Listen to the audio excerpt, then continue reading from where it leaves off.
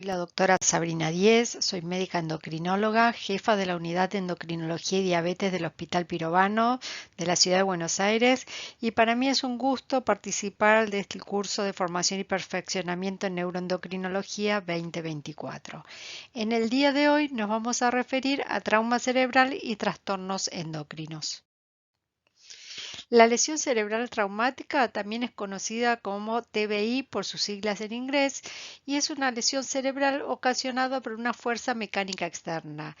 La incidencia estimada es de 70 millones de TBI anual a nivel mundial y es la principal causa de muerte y discapacidad en adultos jóvenes. Esto trae daños en las funciones cognitivas, físicas y sociales que pueden ser temporales o permanentes y con la consiguiente disminución de la calidad de vida. Es más frecuente en hombres con una relación 3:1.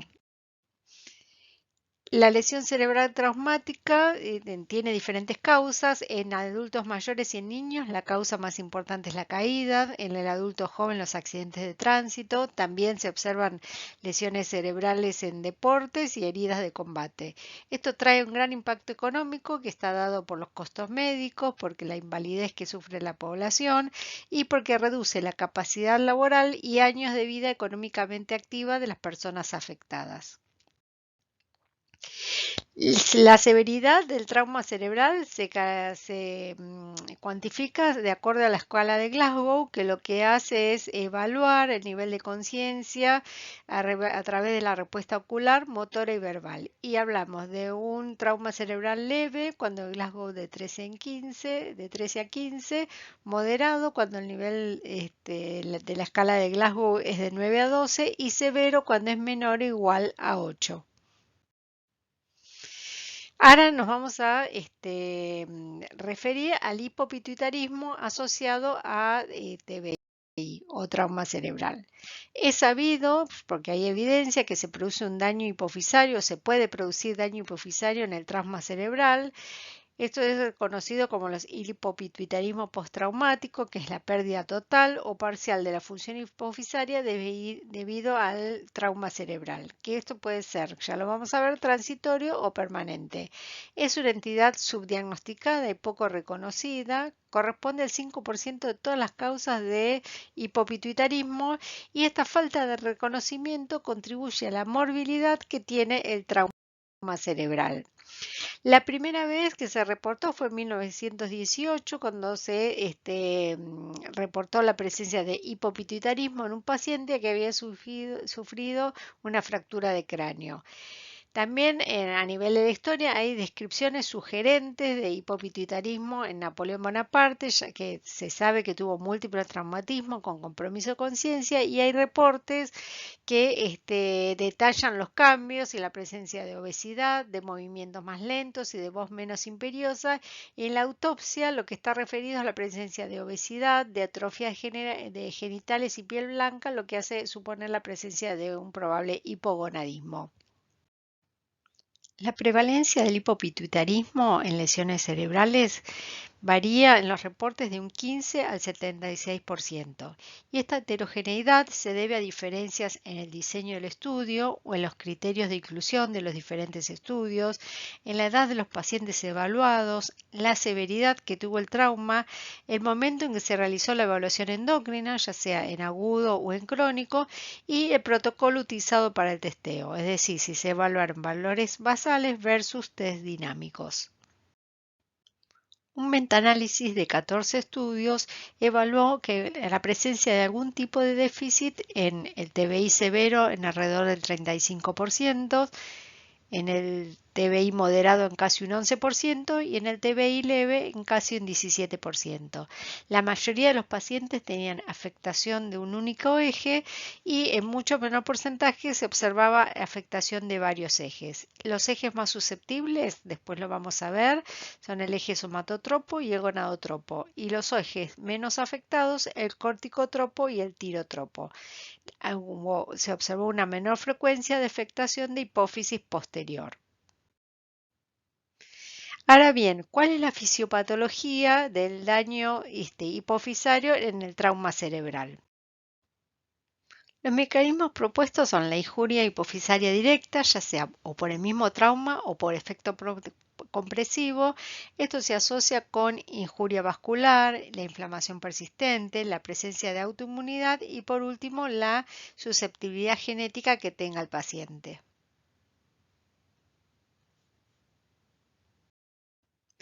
La injuria directa es lo que ocurre en el momento del trauma. Es el trauma directo sobre la hipófisis o el hipotálamo, que esto está dado por fuerzas de aceleración y desaceleración en el momento del traumatismo e injuria axonal difusa. Por otro lado, puede estar la sección o desplazamiento del tallo hipofisario, que esto es más frecuente o es una cosa que hay que estar atenta en los pacientes que presentan fractura de base de cráneo. Y finalmente el efecto compresivo de las estructuras circundantes que se ve en pacientes que presentan edema cerebral, hipertensión endocraneana e hemorragia intracraneal.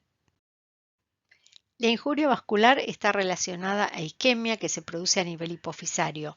Sabemos que la adenohipófisis está irrigada por el sistema portal hipotálamo hipofisario. Todo lo que lesión que produzca ruptura del tallo hipofisario va a afectar el suministro vascular a adenohipófisis. Los vasos largos portales son la única fuente de vascularización de la porción lateral de adenohipófisis y de las pares tuberalis. Allí se encuentran las células gonadotropas, las células somatotropas y las lactotropas, por los cuales son las más susceptibles a isquemia. Y esto lleva aparejado lo que habíamos visto con anterioridad, que el eje somatotropo y el gonadotropo son los más vulnerables. En cambio, en la porción anteromedial y central, donde se encuentran las células tirotropas y corticotropas, tienen un flujo mixto de vasos largos y cortos, por los cuales están más protegidas y son menos susceptibles. Se asocia también la presencia de vasoespasmo, infarto, anemia, hipotensión arterial, y todo esto también puede llevar a la apoptosis ya sea de las células hipofisarias o las células hipotalámicas. Otro mecanismo es la neuroinflamación y esto se debe a la liberación sostenida y no controlada de citoquinas proinflamatorias y de neurotransmisores excitatorios como el glutamato, que lo que hacen es alterar los canales iónicos y la permeabilidad de la pared celular, y esto lleva a citotoxicidad. También es importante el papel que juega la disfunción de la barrera hematoencefálica, lo que permite el pasaje aberrante de moléculas al sistema nervioso central con la consiguiente injuria neuronal y la extravasación de células inmunes. La autoinmunidad está propuesta con un potencial rol en la afectación hipofisaria, en el trauma cerebral, y esto, como habíamos mencionado, al producirse un aumento de la permeabilidad de la barrera hematoencefálica, origina un exceso de exposición de antígenos hipofisarios e hipotalámicos, y esto explica la presencia en algunos estudios que se observó 45% de anticuerpos antihipofisarios en pacientes que habían sufrido un traumatismo cerebral y que presentaban hipopituitarismo versus 0% en los controles. Se observó una correlación entre los anticuerpos antihipofisarios, el hipopituitarismo y la ausencia de anticuerpos antihipofisarios se correlacionó con una recuperación del eje hipofisario a los 5 años y raramente puede observarse la presencia de anticuerpos antihipotálamo. También es importante la susceptibilidad genética. Hay mecanismos de modulación inflamatoria que podrían estar relacionados con la susceptibilidad que tiene el sujeto a la presencia de hipopituitarismo a partir de un trauma cerebral. La apolipoproteína E, que se sintetiza en el sistema nervioso central, aumenta el transporte lipídico y tiene un rol en la reparación neuronal. De esta manera inhibe la cascada inflamatoria luego de una injuria. El polimorfismo de lipoproteína ApoE se asocia con la evolución del trauma cerebral, con la presencia de convulsiones, la duración del coma, la recuperación cognitiva. Y el genotipo ApoE3E3 tiene un efecto protector contra el desarrollo de la disfunción hipofisaria posterior al trauma cerebral. La pregunta es si se pueden identificar factores de riesgo para hipopituitarismo. Esto siempre es muy estudiado y algunos autores encontraron que hay una correlación entre hipopituitarismo y mayor severidad de trauma cerebral, con la presencia de fractura de base de cráneo, con la presencia de edema cerebral en las imágenes, la presencia de hipertensión endocraniana, hipotensión arterial en pacientes de mayor edad y mayor tiempo de estadía en terapia intensiva. Sin embargo, no hay evidencia concluyente. Sí, lo que se sabe, como mencionamos recién, que hay un efecto protector por la presencia de ApoE. ¿Qué se puede encontrar en estudios histopatológicos? Los estudios publicados están referidos como series de autopsias. En los pacientes que tuvieron muerte inmediata no se observó alteración macro ni microscópica de hipófisis. En aquellos que tuvieron sobrevida, que fue de 3 horas a 7 días, un porcentaje presentaba diferentes grados de hemorragia hipofisaria y o necrosis isquémica. La mayor extensión de la lesión se observó en pacientes que sobrevivían días en comparación a los que sobrevivían horas. Todos estos hallazgos apoyan la hipótesis de que en el daño hipofisario por traumatismo cerebral se da por vulnerabilidad vascular. Las autopsias fueron hechas en un subgrupo de pacientes que fallecieron por un TBI severo en agudo, por lo cual en esos pacientes no fue ni útil ni factible realizar un estudio hormonal, con lo cual no hay correlación entre los hallazgos de la autopsia y los valores hormonales. Y por otro lado, no hay datos de correlación histopatológica en sobrevivientes a largo plazo. El hipopituitarismo asociado a trauma cerebral tiene dos fases, una fase aguda y una fase crónica. La fase aguda es la que comprende los primeros 7 a 14 días posterior al traumatismo. Es inducido por un trauma moderado o severo en la mayoría de los casos y la prevalencia de algún grado de hipopituitarismo se da del 53 al 78% de los pacientes. Muchas veces lo que se postula es que estos cambios hormonales podrían ser adaptativos y están relacionados con la condición crítica del paciente. Los ejes más afectados, como habíamos visto antes, porque son las células más vulnerables, son el eje de hormona de crecimiento y el eje gonadotropo. Estos dos ejes no tienen mucha evidencia clínica. Puede observarse también disminución de la T4, puede observarse aumento de la prolactina por afectación del tallo o por el mismo estrés del cuadro agudo. No necesariamente la presencia de algún grado de hipopituitarismo en esta fase aguda se va a asociar a hipopituitarismo a largo plazo. Y muchas veces estos cambios que se observan se resuelven en 3 a 12 meses. En la fase aguda del hipopituitarismo, lo más importante es detectar signos de insuficiencia adrenal debido a la alta mortalidad que tienen. Por lo tanto, está recomendado testear a todo paciente que tenga hiponatremia o hipoglucemia, hipotensión, confusión, requerimiento de altas dosis de vasopresores o cuando hay asociación a dolor abdominal y náuseas. Y en estos pacientes se debe hacer terapia sustitutiva con corticoides y se puede observar recuperación del eje adrenal en un 50% de los pacientes. Hay un estudio argentino sobre la disfunción hipofisaria del traumatismo encefalocraniano que se hizo en el año 2023, donde el objetivo fue analizar la aparición de disfunción hormonal hipofisaria aguda postraumatismo encefalocraniano en pacientes que estaban internados y correlacionar la gravedad del traumatismo encefalocraniano con la alteración que se encontraba a nivel hormonal. Fue un estudio observacional prospectivo donde se tomaron 101 pacientes con a relación hombre-mujer de 4.6 a 1 y son pacientes que estuvieron internados en unidad de terapia intensiva o neurocirugía del Hospital Padilla de Tucumán dentro de los 7 primeros días posterior al traumatismo encefálico. Se evaluó el eje adrenal, tiroideo, gonadal, prolactina y preestenatremia en los primeros 7 días postraumatismo. Lo que se vio fue un descenso de ACTH en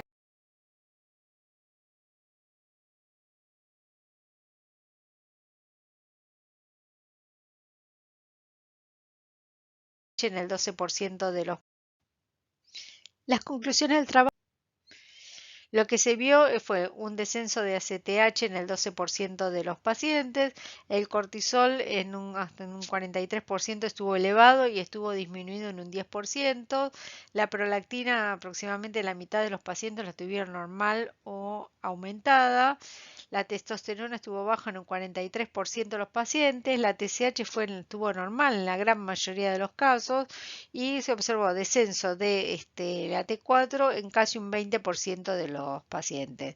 Y la mediana de la anatremia fue de 141. Los traumatismos más graves, lo que observaron fue una mayor proporción de hipernatremia, valores de ACTH más bajo y TSH bajo, y no encontraron diferencias entre los valores y el tipo de traumatismo que había sufrido. Las conclusiones del trabajo fueron que en el traumatismo encefalocraniano moderado y grave, el eje hormonal más peligrosamente comprometido es el adrenal, el hipotiroidismo secundario es raro, la supresión del eje hipotálamo hipófiso gonadal en agudo puede ser una respuesta adaptativa a la injuria y no como parte de un hipopituitarismo agudo, y la disfunción hipofisaria post-TEC está subdiagnosticada y subtratada con una importante morbimortalidad asociada. Hay que considerar oportuna la investigación del perfil hormonal de todo paciente con TEC moderado a grave de cráneo, con especial atención a la relación inversamente proporcional entre la gravedad del trauma y la concentración de ACTH. También hablamos de una fase crónica del hipopituitarismo que comienza a los 3 meses luego del trauma cerebral. La prevalencia va también, de acuerdo a los trabajos revisados, del 5 al 76%, y este amplio rango se debe a los diferentes criterios diagnósticos. Los ejes más afectados son el de hormona de crecimiento, lo más frecuente es un déficit aislado de GH, luego la afectación del eje gonadotropo, que puede ser reversible a los 2 o 3 años del traumatismo. La afectación de ACTH es baja, menos de un 10%, y lo mismo se observa en TSH. Sin embargo, es importante evaluar el eje adrenal por el riesgo de crisis adrenal en los pacientes no diagnosticados. Y valores basales sin realización de test dinámico puede llevar a error en la interpretación del real estado hipofisario. ¿Cómo es el cuadro clínico en un paciente que tuvo un traumatismo cráneoencefálico y se acompaña de hipopituitarismo? El espectro clínico es muy amplio y esto va a estar relacionado con el número de deficiencias hormonales, con la severidad de la deficiencia y con la duración desde que se iniciaron las deficiencias hasta que se realiza el diagnóstico y se realiza el tratamiento. Los síntomas pueden ser muy inespecíficos como fatiga, anorexia, labilidad emocional, y puede haber hasta riesgo de vida por crisis adrenal con hipoglucemia o desbalance electrolítico. El de retraso diagnóstico se asocia a una mayor morbimortalidad. Acá en este cuadro vemos todas las características clínicas que podemos tener de acuerdo al déficit, si es de ACTH, de TSH, si es un déficit gonadotropo, si es de hormona de crecimiento o si hay afectación de hipófisis posterior.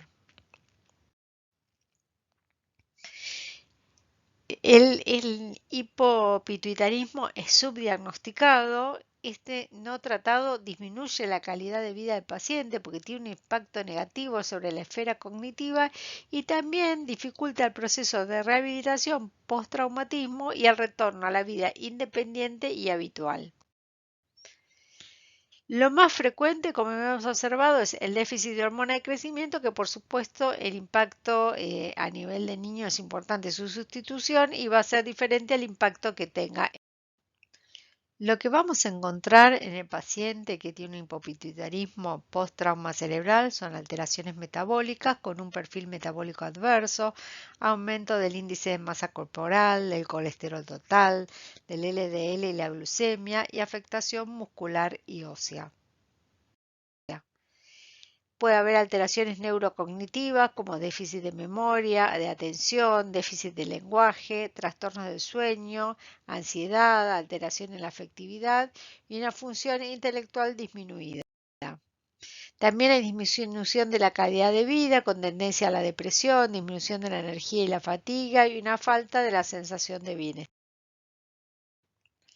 Hay que hacer el diagnóstico diferencial con el síndrome post-conmoción cerebral, que se acompaña de síntomas somáticos, psiquiátricos, neurológicos, con déficit de atención y memoria, dificultad para realizar tareas a la par, ansiedad, mareos, irritabilidad, depresión, fatiga, cefalea, trastornos del sueño y pérdida de la coordinación.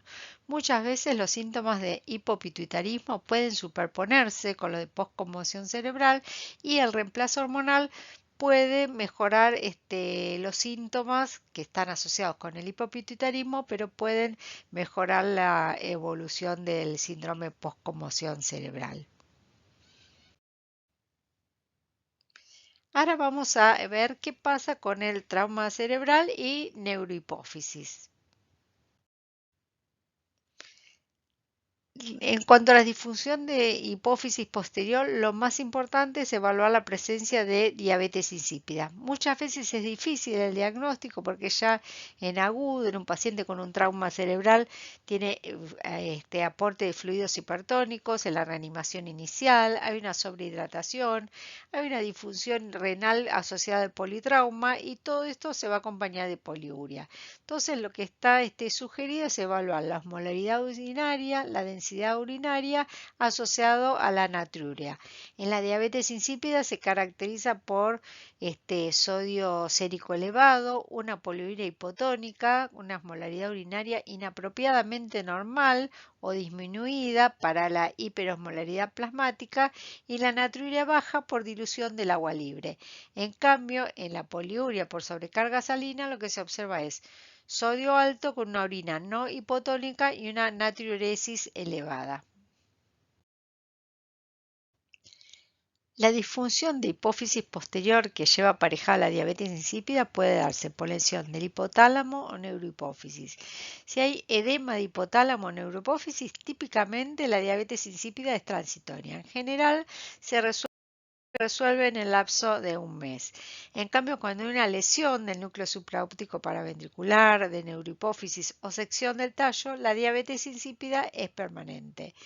En la fase aguda del traumatismo encefálico se puede observar diabetes insípida de un 3 al 50% de los pacientes. En la fase crónica, alrededor de los 3 meses, un 4% de pacientes puede tener diabetes insípida y al año hasta un 6% de los pacientes pueden presentarla. Y hay estudios que reportan la asociación entre diabetes insípida y una mayor mortalidad del trauma cerebral. También puede observarse una secreción inadecuada de hormona antidiurética. En el contexto del politrauma es frecuente la hiponatremia. Este SIHAT puede afectar en 1 de cada 7 pacientes y suele ser un fenómeno transitorio. Es multifactorial esta activación no osmolar de la síntesis y secreción de hormona antidiurética y está dado por la presencia de hipotensión, de hipovolemia, de hipocortisolismo, hipotiroidismo y por la presencia y la administración de fármacos. Ahora bien, ¿qué nos aporta el diagnóstico por imágenes? Esto lo que podemos encontrar va a variar si estamos en la fase aguda, si estamos en una fase subaguda o en una fase crónica. La ventaja que tenemos es que en todos los pacientes que tienen un traumatismo cráneoencefálico se realiza por guardia una imagen. También podemos ver la fractura de base de cráneo en las imágenes, que eso habíamos visto que es un factor que puede hacer pensar en la posibilidad de un hipopituitarismo. Y en la fase aguda lo que se ve es un agrandamiento significativo de la glándula hipófisis asociada a edema y no hay datos fehacientes sobre la correlación entre el tamaño de la hipófisis y la posibilidad de un subsecuente desarrollo de hipopituitarismo. En la fase subaguda, lo más importante es el cambio en el coeficiente de difusión, que esto habla de isquemia, con una mayor posibilidad de desarrollo de hipopituitarismo a largo plazo. Y otra cosa que podemos ver es la ausencia de señal de neurohipófisis. En la fase crónica, en los pacientes que tienen hipopituitarismo es frecuente observar una disminución del tamaño de la hipófisis o una silla turca vacía y no está claro si la disfunción hipofisaria pudiera estar relacionado con el tamaño hipofisario. Bueno, ¿qué hay descrito de hipopituitarismo y el traumatismo craneoencefálico asociado a deporte? Los traumas cerebrales asociados a deportes son una causa reconocida de hipopituitarismo. Muchas veces la incidencia está subestimada y esto se puede encontrar tanto en atletas profesionales como en aquellos que realizan deporte como actividad recreativa. Es más frecuente en hombres, está descrito en rugby, en fútbol americano, porque hay mucha literatura extranjera y en hockey. Y el TBI asociado a deporte puede ser un evento agudo o en forma crónica por múltiples traumas repetitivos, como por ejemplo en el fútbol el cabecear o en el contexto del boxeo. Los deportes asociados a traumatismos encefálicos repetitivos tienen una mayor frecuencia de daño cerebral y de alteraciones neuropsicológicas. La disfunción hipofisaria está reportada en el 15 al 45% de los pacientes. Está muchas veces asociado al tipo de deporte, dado por la severidad y la cronicidad del trauma.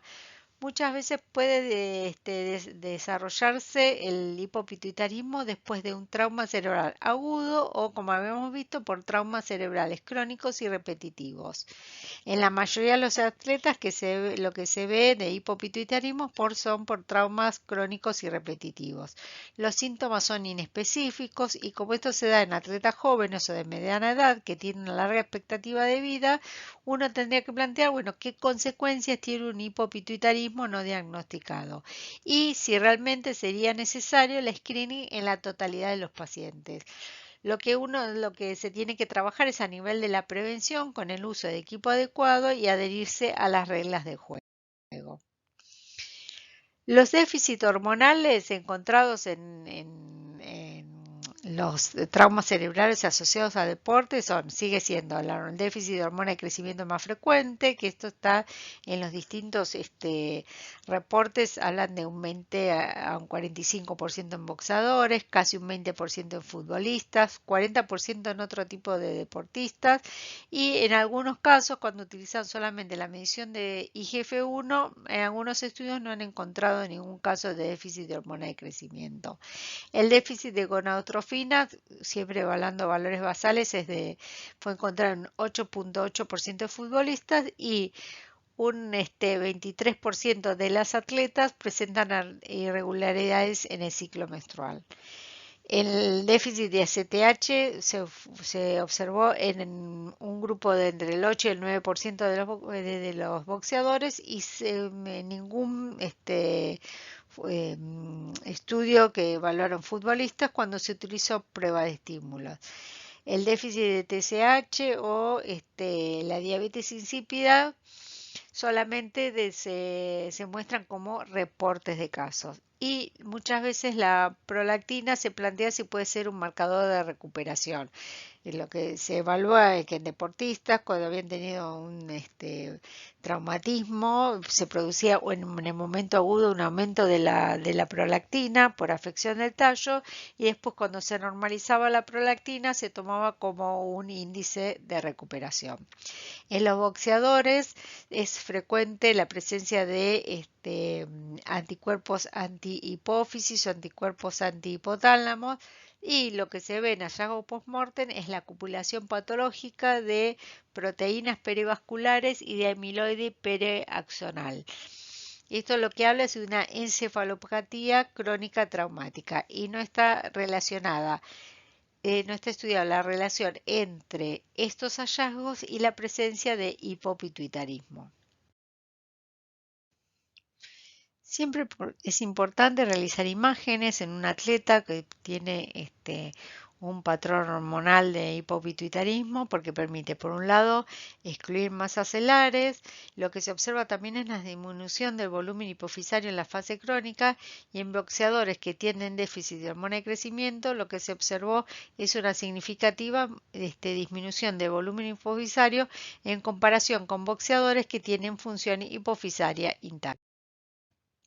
Ahora bien, ¿cómo se plantea el diagnóstico de hipopituitarismo asociado a trauma encefálico? El gran desafío del trauma encefálico y la posible presencia de hipopituitarismo es a quién testear, porque habíamos visto que un 70 millones de personas tienen traumatismo encefálico en forma anual. ¿Cuál es el momento oportuno de la evaluación? Si es un paciente que va a ser evaluado, ¿cuál es el protocolo correcto de evaluación? ¿Cuál sería el tratamiento adecuado y cómo seguimos a un paciente que tiene hipopituitarismo asociado a traumatismo cráneoencefálico? La evaluación es diferente en agudo que en crónico. La alta frecuencia de trauma cerebral, de shock, los cambios fisiopatológicos asociados a la situación de estrés que implica un traumatismo encefálico, los fármacos que se utilizan, la poca expectativa de vida que tienen a veces estos pacientes y que el hecho del hipopituitarismo muchas veces es transitorio, hace que la evaluación rutinaria buscando un hipopituitarismo en todo paciente con trauma cerebral sea poco costo efectiva. Por lo tanto, es importante identificar aquellos factores de riesgo que hacen que orienten a qué paciente debería ser evaluado.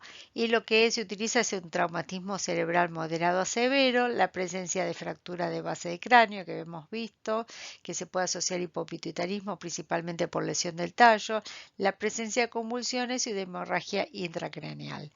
La diabetes insípida muchas veces es un predictor de mortalidad y debe sospecharse en presencia de hipernatremia y poliuria hipotónica con osmolaridad urinaria baja. Las guías del grupo inglés de neurotrauma lo que plantean es que es un desafío logístico testear a todos los TBI en la fase aguda. También puede observarse falsos positivos, lo que lleva a trastornos innecesarios.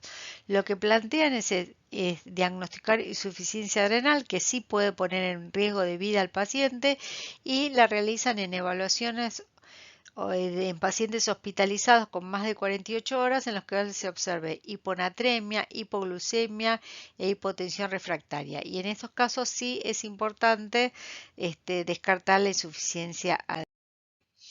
Otro algoritmo lo que plantea es la no evaluación en pacientes con un traumatismo cráneoencefálico leve, sin complicaciones, o en aquellos que tienen un traumatismo cráneoencefálico con riesgo de vida.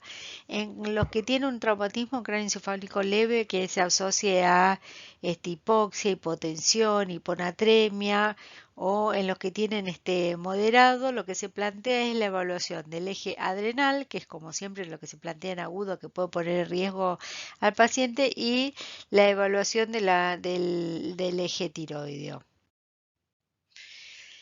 Frente al TEC moderado grave, también se plantea en la fase aguda evaluar la disnatremia para llegar al diagnóstico de diabetes insípida frente a la presencia de hipernatremia y siempre, nuevamente, evaluar el eje adrenal, que es lo que puede poner en riesgo al paciente. Ahora bien, ¿cómo se evalúa el paciente ya pasado el momento agudo para ver si persiste o si presenta hipopituitarismo? El screening se debe hacer a los 3-6 meses del evento agudo y a los 12 meses. Se evalúa también, es imposible evaluar a todos los pacientes. Entonces lo que se plantea es evaluar a pacientes que hayan tenido 48 horas de internación en terapia intensiva o un coma prolongado o la presencia de hipertensión endocraniana. Aquellos pacientes que tengan antecedentes de TBI presenten síntomas como alteración del ciclo de difusión eréctil o disminución de la libido, cambios llamativos en el peso, una sensación de niebla mental. También se plantea prestar atención a aquellos pacientes que tengan traumatismos cefálicos repetitivos y si se constatara la presencia de anticuerpos anti-hipófisis. No está recomendado el screening en pacientes que tengan un estado vegetativo persistente y una baja expectativa de vida. Lo que se evalúa en fase crónica en el laboratorio es el cortisol, el eje adrenal, el eje gonadal, salvo que tengamos una paciente que tenga ciclos regulares o que esté algún paciente que esté con tratamiento de reemplazo. Y como siempre, el déficit de hormona de crecimiento es el más frecuente post-trauma cerebral. El reemplazo es beneficioso en el proceso de recuperación, de mejorar la fuerza muscular, las funciones cognitivas y todo lo que es importante del proceso de rehabilitación. Acá se plantea evaluar a los pacientes que tengan traumatismo cráneoencefálico moderado o grave en fase crónica, como habíamos mencionado, solicitando el eje adrenal, ya sea como cortisol basal y en caso de ser necesario valores dudosos con cortisol post-ACTH, el eje tiroideo, el valor de prolactina, de IGF-1, el eje gonadal y la frecuencia miccional a la inatremia. Si la evaluación es normal, se le da alta y si la evaluación es compatible con hipopituitarismo, se deriva al endocrinólogo. Ahora bien, ¿cómo hacemos el tratamiento de un paciente que tiene hipopituitarismo en el contexto del antecedente de un traumatismo encefálico? Frente a la sospecha de insuficiencia adrenal en agudo, lo que debe hacerse es extraer una muestra basal para cortisol y luego empezar con tratamiento de hidrocortisona endovenoso. Los postulados son 50 miligramos cada 6-8 horas o también puede darse un bolo inicial de 100 miligramos y luego la administración por bomba. Si los corticoides están indicados por otra situación, después distinta al hipocortisolismo, habrá que evaluar cuál es el momento para suspenderlos. El valor de cortisol basal menor de 3 habla de insuficiencia y un valor mayor a 15 habla de que el paciente es suficiente. Y en los valores intermedios uno valora cuándo es el momento de realizar una prueba de ACTH. ¿Qué pasa con los otros ejes? Lo que se observa es que puede haber una inhibición adaptativa de los ejes. Lo único a tener en cuenta es si los valores de T4 oliva fueran muy disminuidos en contexto de bradicardia y hipotermia, evaluar la posibilidad de que se trate de un hipotiroidismo secundario. Puede observarse hiperprolactinemia. Todas las alteraciones de los ejes en general no se asocian a una mayor mortalidad en agudo, por lo tanto no modifica tanto la conducta terapéutica y no hay evidencia de beneficio de tratar en agudo con hormona de crecimiento y testosterona y por lo tanto no es costo efectivo la evaluación en agudo del resto de los ejes hormonales. Y con respecto a la posibilidad de diabetes insípida hay que controlar los electrolitos, la función renal, la glucosa. El paciente que tiene hipopituitarismo ya a largo plazo es un adecuado reemplazo hormonal. Esto es importante en el proceso de rehabilitación, ya que es importante para la recuperación de la masa muscular y de las funciones cognitivas, mejora la calidad de vida y la expectativa de vida del paciente, ayuda a la reversibilidad de secuelas asociadas a hipopituitarismo y en los niños lo que hay que controlar es la velocidad de crecimiento y el valor de IGF-1. Y ahora sí, ya llegamos a las consideraciones finales. El manejo del trauma cerebral es un desafío para la salud pública ya que representa una importante causa de discapacidad y mortalidad. Es importante identificar al paciente que pudiera estar en riesgo de desarrollar hipopituitarismo asociado al trauma cerebral y realizar un screening adecuado. El hipopituitarismo no diagnosticado tiene impacto en la salud del paciente y en su calidad de vida. Es crucial la detección de insuficiencia adrenal y de diabetes insípida en la fase aguda. En la fase crónica, lo que se recomienda es la reevaluación de los ejes hipofisarios entre 3 y 6 meses y luego de los 12 meses de trauma cerebral. El tratamiento de reemplazo hormonal tiene potencial de mejorar la recuperación, la rehabilitación, el estatus clínico y la calidad de vida del paciente. Y ahora sí, muchas gracias por su atención.